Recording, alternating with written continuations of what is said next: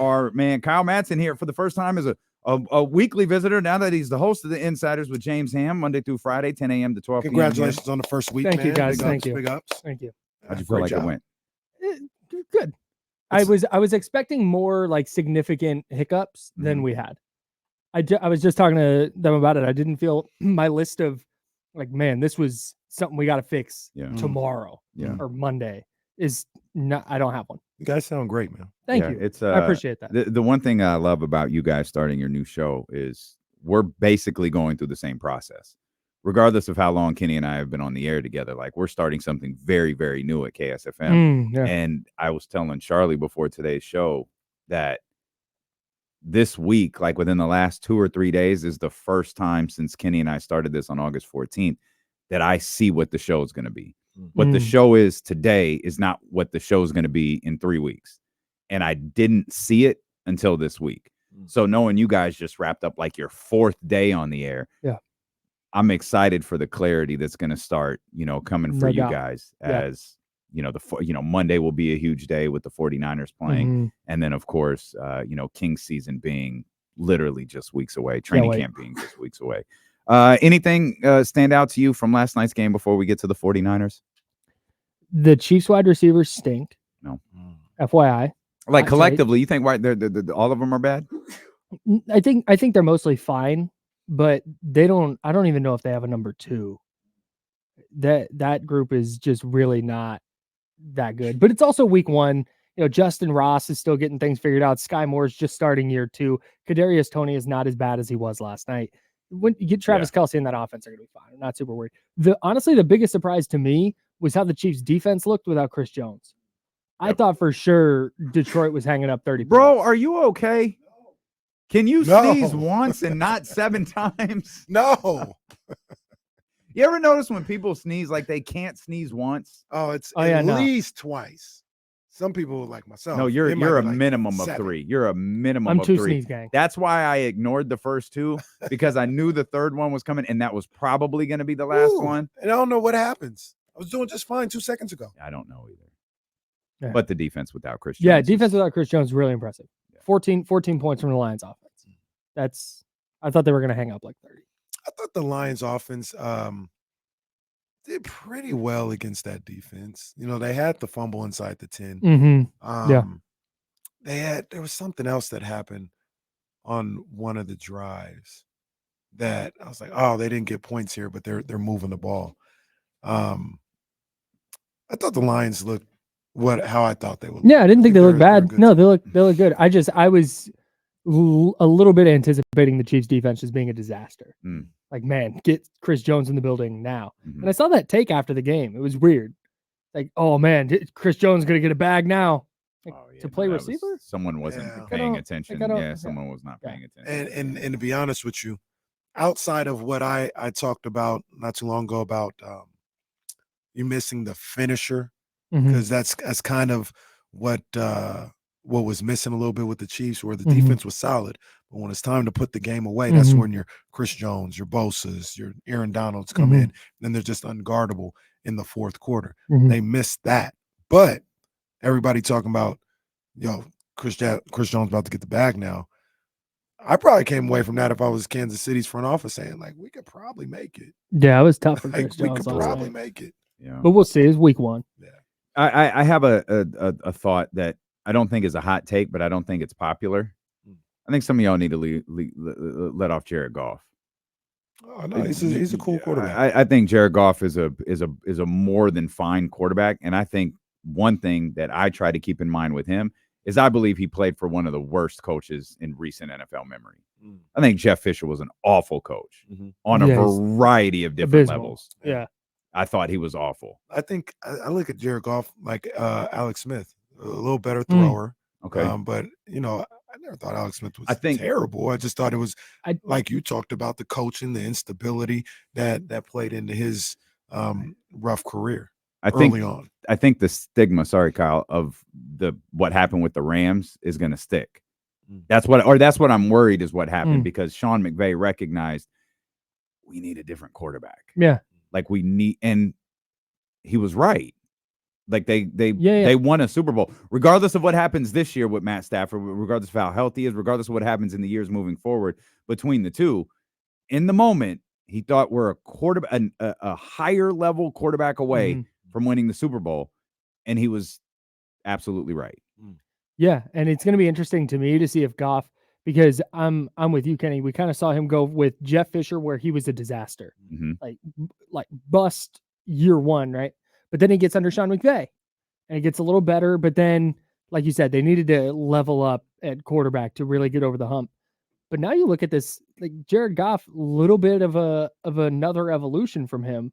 So it's going to be super interesting to see if the Lions run into that same problem. Yeah. Like down the stretch, because we didn't really see a scenario last night where it's, minute and a half left, playoff game, team down 4, they need a touchdown. Can Jared Goff do it? Because that's really kind of what separates you at that position, to be able to consistently do that. And I came away from last night, but also they went 7-3 down the stretch last year.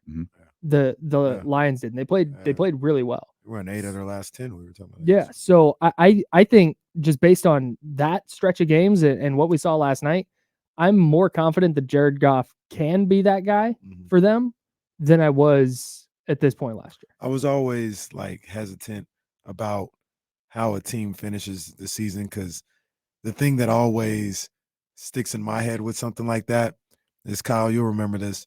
Remember when the Niners won the last game of the season to knock the Broncos out of the playoffs, and oh my gosh, 6, and they were like, Nolan's got this team Alex Smith ready to go. Figured it out. Yeah, I think they beat Seattle towards the end of that season too, like on a Thursday night in Seattle. And Nolan's got it figured out. They're turning this thing around. I can't wait for next. I was so hyped for next year. And how'd it go? Didn't go well. Oh. Same thing with Mike Singletary. Mike Singletary, well. It's like, man, this guy has it figured out. And then you get into a full season. It was, ooh. I think Singletary. When did he drop his pants again? That was interim Mike Singletary. Oh, that was interim. Oh yeah. They signed him after that. Yeah. Oh, my timeline on that was wrong. That was like that led to his hiring, not his firing. Yeah, that was like his second interim game. The I Want Winner speech was the second one. Yeah. Wow. That's probably what got him hired. Yeah, because that's when he kicked Vernon Davis out. Right. I remember. Credit to him for turning around Vernon Davis' career, though. He did. He did. Real quick before we leave this game, we didn't talk about it. Maybe somebody can explain the thinking, the rationale. I think I kind of get it, but Andy Reid, we're just going to go for it on 4th and 20 and 4th and 25. Yo, with like Andy Reid on 20 fraud to go. watch. Andy Reid's on fraud watch. Stop it. Stop it.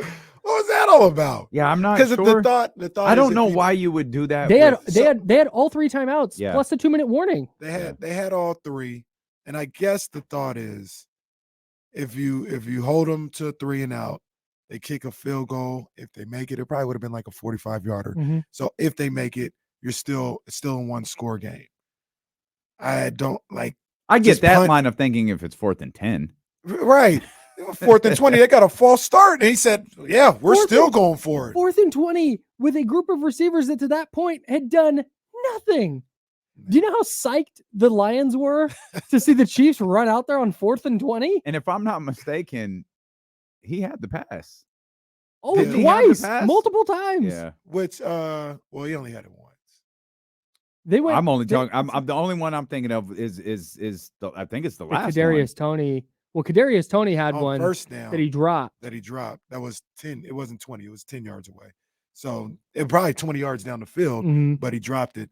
The third one almost got picked. Yeah, and then there was the Sky Moore one. That was the last one. Yeah, it was up high.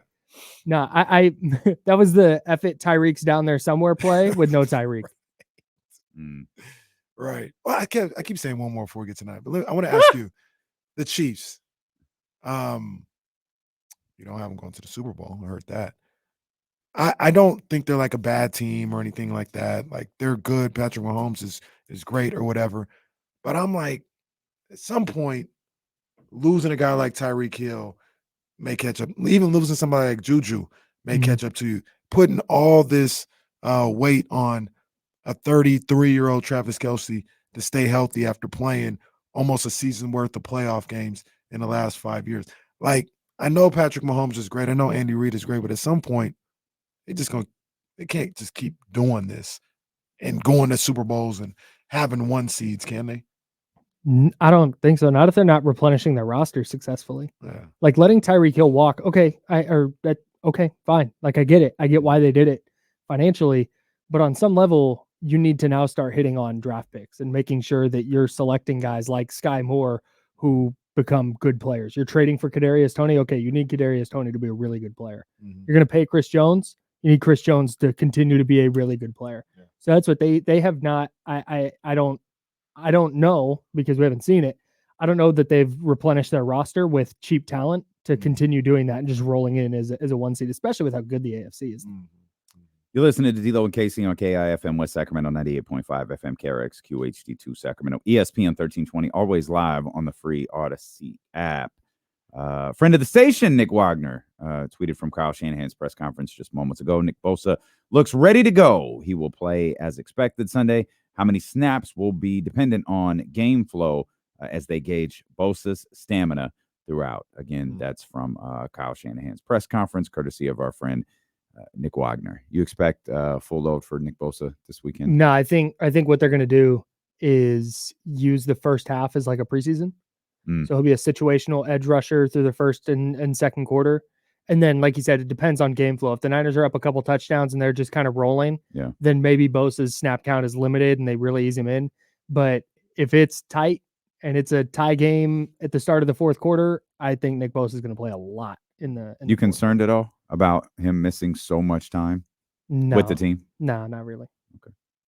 I know like definitely a little bit, but he's also he's a freak, yeah, really good player, freak athlete. And I don't want to totally simplify what he does out there, because there are schemes. He's really good in the run and all this other stuff. But I mean, he's 9 times out of 10, go get the quarterback. That's just identify if it's run or pass. If it's pass, you know what to go do. Maybe you wink at Armstead, or we got a stunt coming right here. Something like. But it's not a whole lot that he need to worry about. I love the idea that that's what you're getting paid $120 million for. Leans over there, stunt. You go right. I'm going to come in behind you. Oh, look, he's so good. He might be able to say out loud, "Hey, we about to do a stunt right now," and they're not going to stop him. I'm going to go here. You're going to go there. He still get to the QB. I love the way that you wrote about this over on Niners Wire. Oh, thanks. Is Kyle Shanahan a control freak? Yeah, but I think every coach is, to an extent. I think Kyle Shanahan's problem comes in that he is not the let go and let God type. Where Danny Gray might have speed that helps the Niners offense, and he is going to be a factor for them when he's on the field. But you know what? He's not a great run blocker, so teams might be able to key on pass when he's in. So Danny Gray's not going to play. Or Danny Gray can't remember where to line up on this play, on this jet sweep, so he's just not going to play. And that's where I think Kyle Shanahan falls short a little bit, is because he tries to dictate so much what's going on that I think it strips some talented players of the ability to be talented and to be good. Look at Mecole Hardman with the Chiefs. I talked about this last year after the Chiefs beat the Niners in week 7.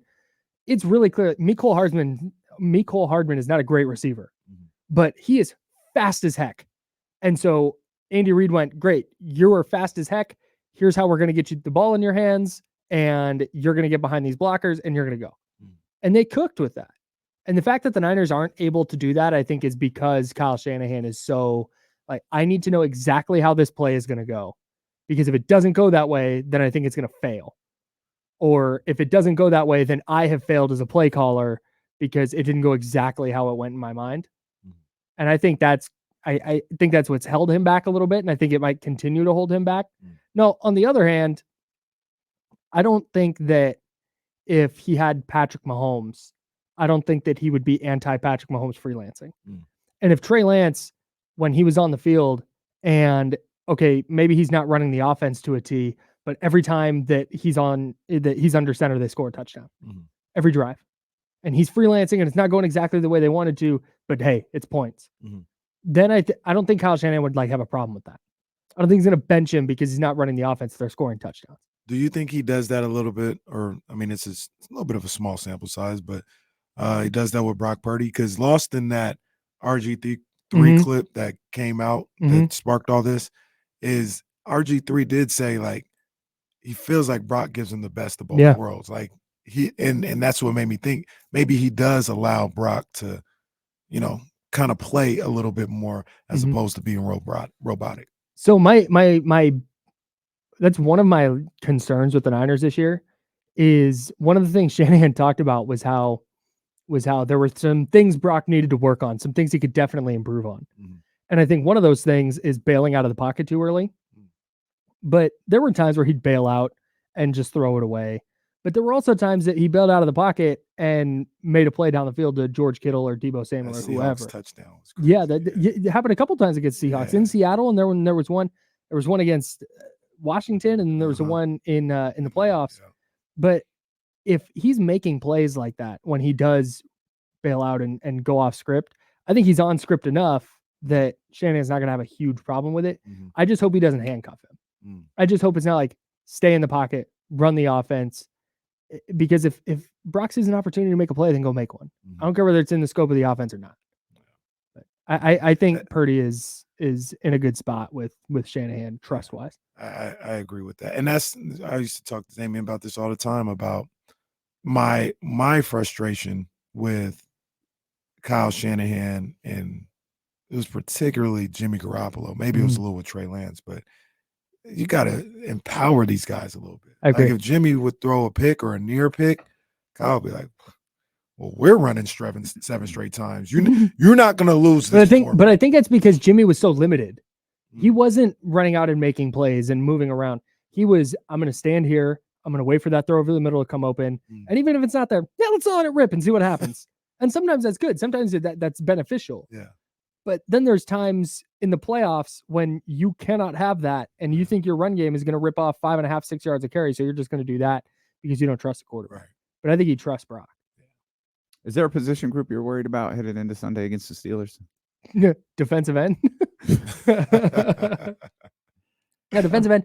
The fact Travarius Ward didn't practice yesterday is nuts. Yeah. He was full go Wednesday, didn't practice yesterday. Limited today. Him and Kittle were limited. Limited. Kittle's still limited. That's a little bit of a problem.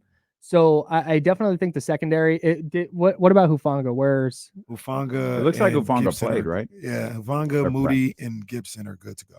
Okay, so that's good news. But yeah, if Travarius Ward doesn't play and they're lining up Ambry Thomas over there, that gets a little dicey. Steelers are a good team, man. I think the Steelers are tough. I think they're a playoff team. I think the Niners are going to win, though. Between Brock and Trey and Bosa, and I feel like we've barely mentioned Christian McCaffrey the whole offseason. It's because he's good. He's really good. I think that's just kind of known. Yeah. I mean, the biggest thing is just keep him upright. Like that's the only thing you're worried about. If he plays, he's going to cook. He's really, really good, but he's also at a unique position that generally has a steep fall off. Not insinuating that's going to happen with Christian McCaffrey this year. It's just it's amazing. He was, I don't want to say he was the most important player last year. He was arguably one of them. Maybe he was. Maybe he was. And if we just went a whole off season with like, oh, he's just going to be great again. Let's focus on Trey Lance and Brock Purdy. And obviously we got this Nick Bosa thing hanging over, the organization until the final week. No, we just expect Christian McCaffrey to potentially be an offensive player of the year again. Well, when you give up that much for a guy for half a season, the expectation is he's going to do it again. Sure. Yeah, for sure. For sure. You're like, nope, we're going to get him for half a year, and then, hey, go be a pumpkin. Where are the 49ers if he doesn't? Is it bad or is No, I don't think it's bad, but I think you start to see some of Brock's limitations. Where I think one of the things he was so good at was, okay, a play where Garoppolo might have taken a sack, and now they're looking at 3rd and 18. He found McCaffrey in the flat. Just knew where McCaffrey was at all times, knew where the check down was at all times. And that might still be there with with Ty Davis Price or Elijah Mitchell or Jordan Mason. But Christian McCaffrey's just a little different. And what they can do schematically, splitting him out wide with another running back in the game, just makes things really, really tough on defenses. So Shanahan would figure it out. They'd still move the ball, but I definitely think Purdy might get exposed a little bit in that situation. They got too much. They got too much. Like I know there's personnel groupings, and maybe this isn't always what's out there on the field because they just don't. That's not how the personnel thing works. But just think about you got CMC, Devo, Ayuk, Kittle, and Juwan Jennings. I don't know if there's defenses that have enough good covered corners or linebackers or sloppy to cover it. Somebody gonna be open every time. That's why keeping Brock Purdy upright is so paramount. Like, forget the injury stuff. If he gets a little bit of time where he can just sit back and pick a defense apart, and I say pick a defense apart using that term relatively, like if he gets to just wait for one of those guys to just come open, because I'm with you, Kenny. It's really hard to cover all those dudes. And so, I mean, every quarterback's good when they get time, Right. but this offense might be like really, really hard to stop if the offensive line is good. Kyle Madson, average. Niners Wire, Candlestick Chronicles, and host of The Insiders here at 10 a.m. to noon on ESPN 1320. Kyle, we appreciate you.